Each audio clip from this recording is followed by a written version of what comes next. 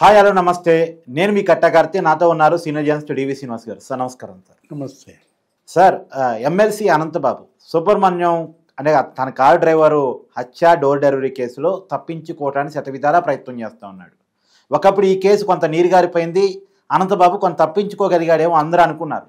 కానీ ఇప్పుడు ST atrocity court మళ్ళీ దీన్ని రీఓపెన్ చేయండి, మళ్ళీ విచారించండి అని ఆదేశించడంతో దీన్ని విచారిస్తూ ఉన్నారు పోలీసులు. అయితే తాను రక్షించుకోవడానికి హైకోర్టు కూడా వెళ్ళారు, కానీ హైకోర్టులో కూడా అతనికి రక్షణ దొరకలేదు. ఈ కేసు విచారణ స్టార్ట్ కాబోతా ఉంది. అంటే ఎమ్మెల్సీ అనంతబాబు తప్పించుకోలేరా అంటే ఏం చెప్తారు?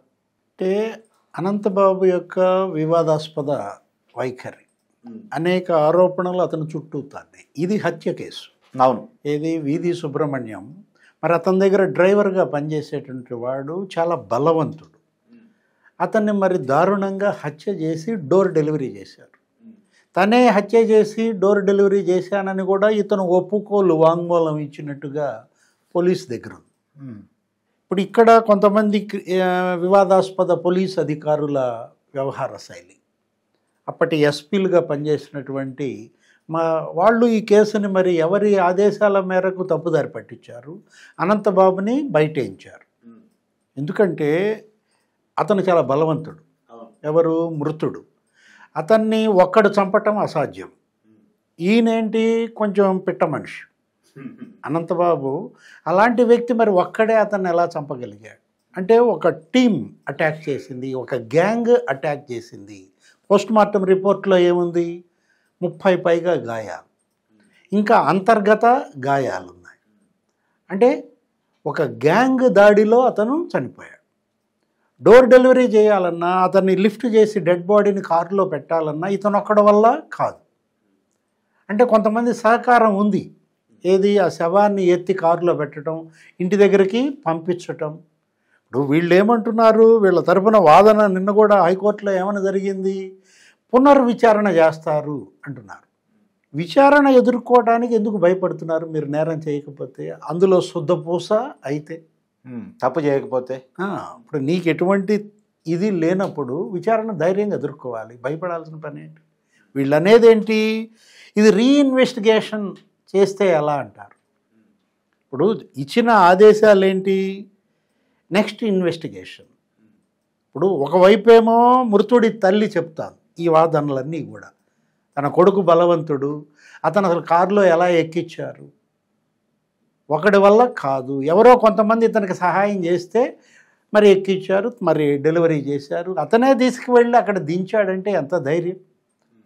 చంపడం, మళ్ళా చంపిన దేహాన్ని తీసుకొచ్చి అక్కడ పడేసి అతను చెప్పటం, ఎవరితో ఏమీ చెప్పొద్దనడం. ఇవాళ మృతుడి తల్లి అక్కడే లాజిక్ ఉంది అని ఎవరన్నారు?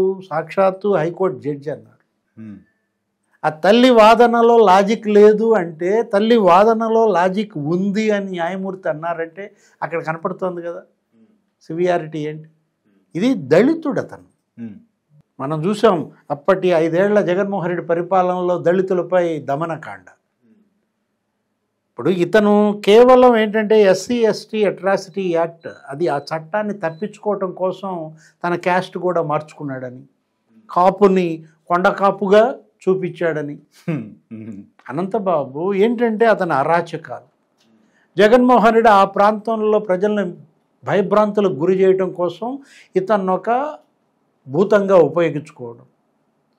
ఆ తూర్పుగోదావరి జిల్లా రంపచోడవరం ఆ ఏజెన్సీ ఏరియాలో, మొత్తం ఉత్తరాంధ్ర ఏజెన్సీ ఏరియాలో ఈ గంజాయి మాఫియా, వీటన్నిటికీ ఆయనే డాన్ అని మనం మీడియాలో కథనాలు కూడా చూస్తున్నాం. రంగురాళ్ల తవ్వకాల్లో ఈయన పాత్ర, అమ్మకాల్లో ఇతని యొక్క ఆ గ్యాంగ్. ఇప్పుడు అనంతబాబే తనకి ముఖ్యుడు అని అప్పటి సీఎం జగన్మోహన్ రెడ్డి ఏకంగా అతను తన క్యారవాన్లో ఎక్కించుకెళ్ళాడు. ఆ రోజు అతను జైలు నుంచి విముక్తి అయితే, విడుదల చేస్తే పెద్ద అసలు ఊరేగింపే నిర్వహించారు. అంటే సిద్ధం సభల్లో కూడా మనం చూసాం, జగన్మోహన్ రెడ్డి తనని వెంట పెట్టుకుని ఆ స్టేజ్ ఎక్కి ఇద్దరూ కలిసి అభివాదం చేయడం. అతన్నే పెద్దల సభకి మరి వైసీపీ సభ్యుడిని చేశారంటే ఎవరు ఉండాలా? కౌన్సిల్లో, శాసన మండలిలో ఏ సభ్యులను నువ్వు ఎంపిక చేయాలి? హత్యలు చేసిన వాళ్ళనా? చంపి డోర్ డెలివరీ చేసిన వాళ్ళనా, మాఫియా డాన్లనా? అది పెద్దల సభ, అదేంటి నేరస్తుల సభ కాదు. మీరు అసెంబ్లీ అంటే అది వేరు. అసెంబ్లీకి పోటీ చేయించారనుకో, ప్రజలే ఆయన గెలిపించారనుకో, మనం చేయగలిగిందేమీ లేదు. ఓట్లు వేశారు, గెలిపించారు, శాసనసభకు వచ్చాడని చెప్తాం.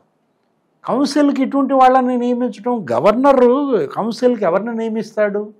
గవర్నర్ కోటాలో జనరల్గా తీసుకుంటే వివిధ రంగాల్లో నిష్ణాతులైనటువంటి వాళ్ళు, వైద్యులు, లాయర్లు, జర్నలిస్టులు, కళాకారులు, సామాజిక కార్యకర్తలు, గొప్ప క్రీడాకారులు, వాళ్ళను కదా మనం పంపాల్సింది శాసన మండలికి. అంటే అనంతబాబు ఇప్పుడు ఈ కేసు రీఇన్వెస్టిగేషన్, రీఓపెన్, మళ్ళా దీన్ని విచారణ కొనసాగించమన్న ఆదేశాలు ఇవాళ దళిత సమాజంలోనే అదొక గెలుపు. సుదీర్ఘ పోరాటం చేస్తున్నారు యాక్చువల్గా అనంతబాబు దురాగతాలకు వ్యతిరేకంగా. ఆయన ఎవరు? ముప్పాళ్ళ సుబ్బారావు. అవును, ఆ హక్కుల కమిటీ ఆయన మరి అధ్యక్షుడిగా ఆయనే ఈ కేసుని టేకప్ చేసింది. ఇవాళ ఆ కుటుంబానికి అండగా నిలబడింది, ఒక న్యాయ పోరాటం చేస్తోంది. ఇక్కడ ఏంటి తప్పు, నేరం ఎప్పుడు చేసినా ఎవరు చేసినా కఠినంగా శిక్షించాలి. ఇది ఎప్పుడుదో కేసు, ఇప్పుడు ఎందుకు తవ్వి తీస్తారు? గతంలో జరిగిన నేరాలకు ఇప్పుడు కేసులు పెట్టడం ఏంటి అనేది లాజిక్ ఉన్న వాదనేనా?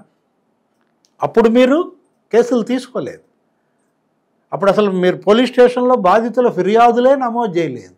ఇప్పుడేంటి, ప్రభుత్వం మారేసరికి బాధితులంతా ఇవాళ వరద ఎత్తుతున్నారు. ఇది బాధితులు తెచ్చుకున్న ప్రభుత్వం. గతంలో జగన్మోహన్ రెడ్డి హయాంలో ఎవరైతే బాధలు పడ్డారో వాళ్ళందరూ ఇవాళ వాళ్ళ వాదనలు వినిపిస్తున్నారు, ఆ కేసులన్నీ రీఓపెన్ చేపిస్తున్నారు. ఎప్పుడైనా సరే హద్దు మీరిన వాళ్ళు శిక్షింపబడాలి. ట్రెస్పాసర్ షుడ్ బి ప్రాసిక్యూటెడ్. సార్ అయితే ఇప్పుడు ఎమ్మెల్సీ అనంతబాబు కేసును ఎదుర్కోవాల్సిన పరిస్థితిలో పడ్డాడు. అంటే మళ్ళీ అతను అరెస్ట్ కాబోతున్నాడా? అంటే అనంతబాబు అరెస్ట్ ఒక్కటే దీనికి పరిష్కారంగా. అంటే అరెస్ట్ అయితే ఇప్పుడు ఆ కుటుంబానికి న్యాయం జరుగుద్ది. ఇవాళ సుబ్రహ్మణ్యం తల్లి సంతోషపడవచ్చు, తన కొడుకు ఇవాళ ఏది చంపిన వాళ్ళు శిక్ష పడింది అనేటటువంటి ఒక సంతృప్తి. అనంతబాబు జరిపిన అక్రమాలన్నిటిపైన విచారణ జరపాలి. అతను ఆ ఏజెన్సీ ప్రాంతంలో అతను అనేక మందిని భయభ్రాంతులకు గురి చేశారు. ఆయన కొన్ని వందల ఎకరాలు కబ్జాలు చేశారన్న ఆరోపణలు ఉన్నాయి. అతని భూ కబ్జాలపైన విచారణలు చేయాలి. ఆ రంగురాళ్ల కుంభకోణం, ఆ తవ్వకాలు. సార్ అది కాక కూడా అతనికి సంబంధించిన కొన్ని వీడియోలు కూడా ఈ మధ్యకాలంలో అతని పేరుతో, మరి అతనా కాదా మనకు తెలియదు కానీ కొన్ని వీడియోలు అయితే వైరల్ అయినాయి. అయ్యయ్యో న్యూడ్ వీడియోస్ అంటారు, ఎవరో బర్త్డే పార్టీ అతనికి ఏదో కిస్సులు ఇస్తున్నానంటాడు, అది వేరే విషయం. అటన్నిటిపైన ఇవాళ ప్రజలు చూసుకుంటారు. ఏది సోషల్ మీడియాలో. ఇక్కడ ఒకటి గంజాయి మాఫియా. అక్కడ ఉత్తరాంధ్రలో నీకు విశాఖపట్నం, లేకపోతే శ్రీకాకుళం, విజయనగరం, ఇటు ఈ గోదావరి జిల్లాలు, ఏజెన్సీ ప్రాంతంలో గిరిజనుల్ని ప్రలోభపరిచి ఆ రైతుల్ని బెదిరించి వాళ్ళ యొక్క పొలాల్లో గంజాయి పెద్ద ఎత్తున సాగు చేస్తున్నారని. అంటే ఏంటి, 25,000 ఎకరాల్లో గంజాయి సాగు. వాళ్ళకి ఎకరానికి 1,00,000 ఇస్తామని చెప్పి వాళ్ళని మభ్యపెట్టి, ఇప్పుడు ఈ ప్రభుత్వం వచ్చిన తర్వాత గంజాయిపై ఉక్కుపాదం మోపుతోంది. ఆయన ఈగిల్ ఆకే రవికృష్ణ ఆధ్వర్యంలో ఒక 450 మంది సిబ్బంది పనిచేస్తున్నారు. ఇవాళ గంజాయి రహితంగా ఆంధ్రప్రదేశ్ మారాలంటే ఇటువంటి మాఫియా డాన్లందరినీ ఏరివేయాలి, సమాజానికి దూరం పెట్టాలి. అప్పుడు మాత్రమే ఇక్కడ ఏంటి, యువత ఇవాళ ఒక చక్కటి రాష్ట్ర నిర్మాణానికి కానీ సమాజ అభ్యున్నతికి కానీ, ఆ గిరిజన రైతులకు కూడా మనం చూసాం ఏంటి, రాజ్మా క్రాప్ ఏదో అక్కడ డెవలప్ చేస్తున్నారు. ఎకరానికి 25,000 రూపాయలు దిగుబడి వచ్చేటువంటి రాజ్మా ఆ క్రాప్ ద్వారా, ఆ పంట ద్వారా మరి గంజాయి పంటకు చెప్తున్నారు. వీళ్ళందరినీ కఠినంగా శిక్షించాలి. మొత్తానికి అసలు గంజాయి మాఫియా భరతం పట్టాలి.